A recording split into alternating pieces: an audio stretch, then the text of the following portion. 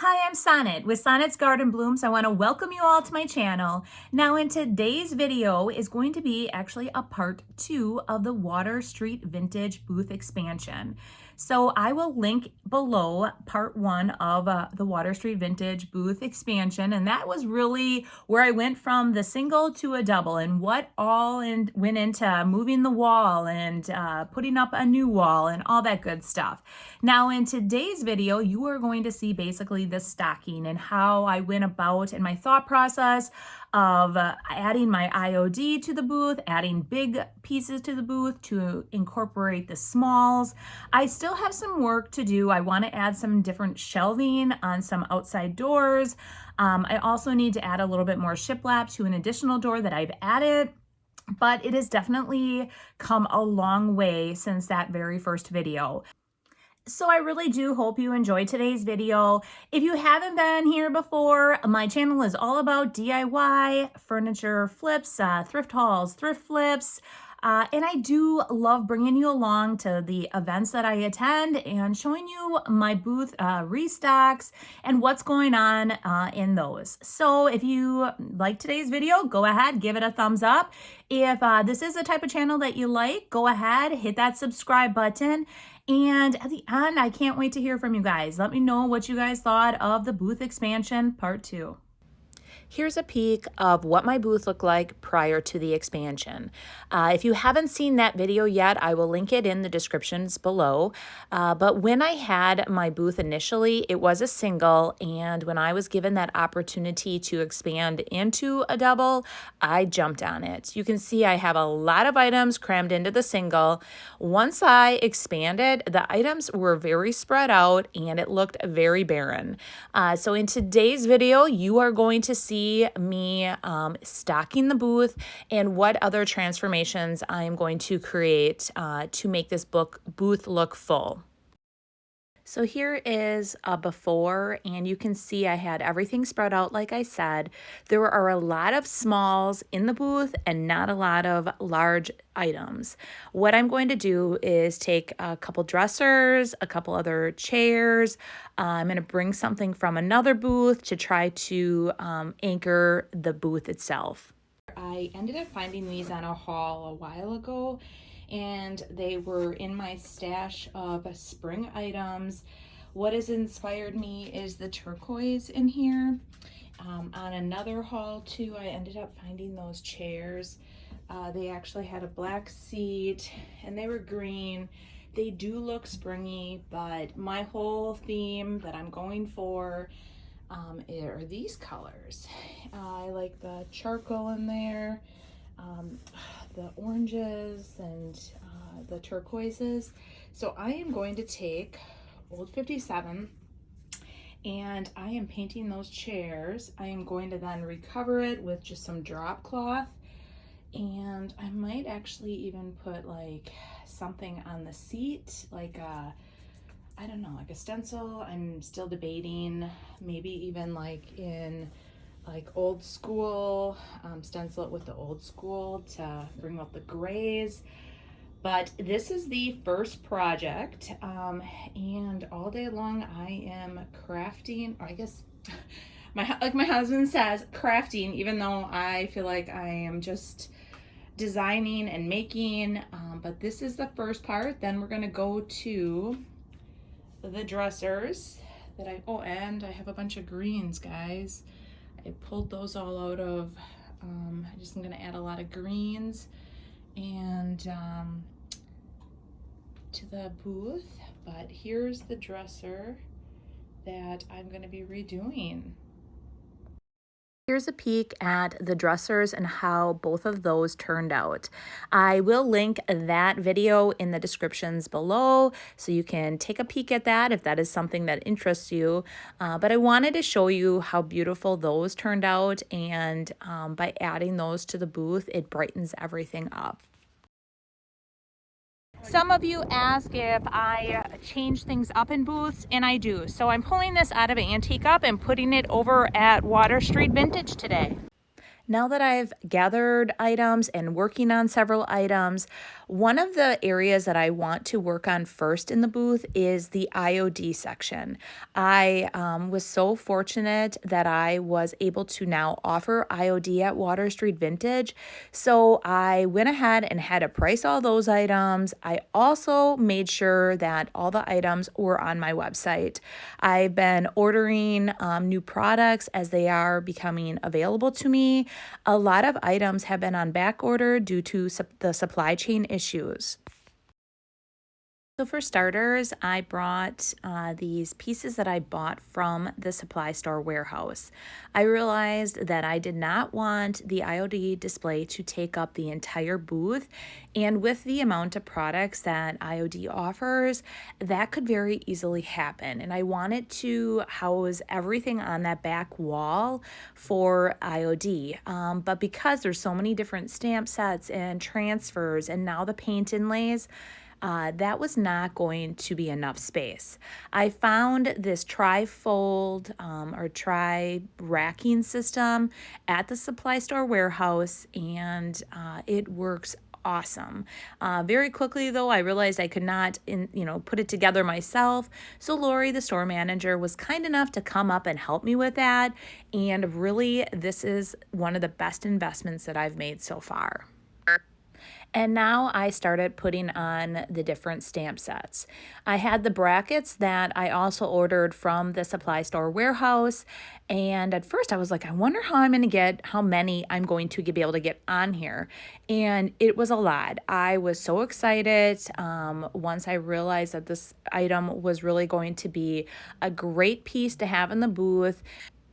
And now that I got that all set up, I came back the next day after I had priced everything, and we are going to go ahead and start installing the whole IOD display. So after I had everything moved out of the area, which was a huge undertaking, I decided how I was going to do this was we're going to put, I got an extra racking system in my shipment. So we're going to put that in the center, and that is where the molds are going to be housed. And then I am going to, on each side of that racking system, I plan on putting all the paint inlays and the transfers. So I get that actually hung on the wall, and I just start going to town from there. I made a custom IOD sign, so I put that in the center. I also made little signs that said paint inlays, molds, just so that people knew what they were buying, and I hung all of those up. I like how that all looks. I'm very excited actually how it all turned out. So I started hanging the molds. Then I brought in a table that I had, and I thought it would be a perfect place to house like the different clay, the air dry clay, and then different other products that, like the scrapers and the brayers. So I put that all there, and that turned out awesome.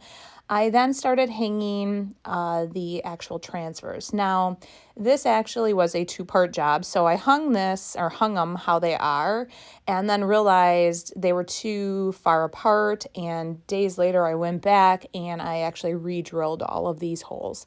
But this is what initially I did, hung those up. Eventually, I will, in another future video, I'm sure you're going to see that they're actually 3 across on each side. So for the next part of the project, I had this old door, and I wanted to create an area where I could have additional shelving so that I'm using all the space to the ceiling as I possibly could. This last summer, I did find all these boards in the garbage, and they are true shiplaps. So they actually fit inside of each other. Each one like stacks and has like a groove. I could not believe somebody would throw that away. They must have been doing a remodel. They didn't like the color and they just tossed them all. So on the other side of the booth, I have a door as well, and on that door I've already done this, but I had painted it gray initially, but I decided to go with black just to make everything pop. Here I'm going to add additional shelving eventually so that I can have some smalls on here, possibly IOD displayed, whatever I need to display, but additional shelving so that it's just going to be an additional space where I can, display items. So this is what it looks like. I absolutely love how it turned out, and I cannot wait to come back and install those shelves. That is something that is a future project for the booth. At this point, my whole goal was to get as much of the IOD installed today, along with have everything else in their proper spots. Here I'm taking additional brackets and I am going to create an area where you can buy all the inks, all the pads, anything like that is going to be hung in this area. So this was kind of like a work in progress as I was creating this space to try to get as much out of it as possible. I really do like how this all is turning out because, again, I did not want it to be a huge, take over my entire booth. I still have other items in the booth that I want to sell. So this whole wall and area is going to be perfect for the IOD along with the rolling cart. So here is a peek of what the booth looks like so far. I also had an extra door and I put that in the center, and we'll be doing the same shiplap on both sides, but I did not bring enough shiplap at that point. I'm loving how the IOD has turned out. It looks great, and you can see all those items there, but I am really loving how the booth is coming together, and I cannot wait to start adding more items at this point. Basically, I spread everything out though and reset it until I could get the other larger items in the booth. What I eventually did as well is I took the blue dresser and I put that over at the Yield Goat, which sold immediately. Someone recently bought my roll top desk, so that was actually removed as well. Now I did another reset and I didn't take any video of this. I was in such a rush, but I wanted to show you with this other reset, I brought in some larger pieces. So I brought in the two big dressers, which took up a really nice chunk of the space. I also brought in the two end tables that I've had. I did this a while ago and I totally forgot that they were in my garage area. So I grabbed those. I love how those look in here. I also brought over a hope chest that I created. I added legs to in a video. It was actually done over the summer, and that was over at Antique Up for a while. It did not sell there, so I thought it would be a perfect time to bring it on over to Water Street Vintage. So I added that in there, and then I brought in a lot of different new smalls, took out some of the other items, but I tried to take out items that didn't go with the colors I had in the booth. I am absolutely loving it at this point. I plan on going back over, like I said, finishing that center door, which you're going to see is white at this point, and going ahead and adding the shiplap to that. And overall, I just think that the booth is really coming together. Like I said, I have to add some more finishing touches, but I wanted to give you all a peek of where the booth is at this point, since I have made so many changes. I'm excited to get this completely refurbished and reset for the Vintage Shop Hop, which is coming up in March.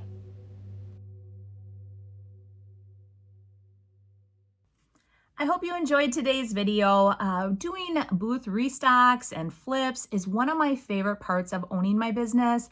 I love the creativity of just coming up with a different, setup of the booth. So it definitely is one of my favorite parts, and I like bringing you guys along. I hope you do enjoy it as much as I enjoy showing you what I'm doing. And having a booth is a constant work in progress. It is never complete. Things are always selling. So keep that in mind if you do have a booth or considering getting a booth. I think some of the feedback that I have gotten in the past when I've shown my booth like restocks or I add items, and you can't always get everything to coordinate just perfect. You try to get it to look as perfect as possible. The next booth that I am going to be tackling will be Antique Up, so be watching for a future video of that one. Right now, Antique Up is looking a little barren. I will be adding my DIY paints, so there will be an amazing display of that put in one of my newest videos, along with just a total refresh. So very excited to show you guys that. On Friday's video, I am going back to another DIY. I have so many fun ideas for you guys. This last weekend was pretty busy. My family does a big tradition here in Wisconsin for sturgeon spearing. So that took up a lot of time this weekend. And so now I am back at it for Friday's video with the next DIYs. And on Monday, I'm hoping to have that final part 6. So part 5 and part 6 will be coming out, guys. So I want you to enjoy your week, and we will see you Friday. Bye.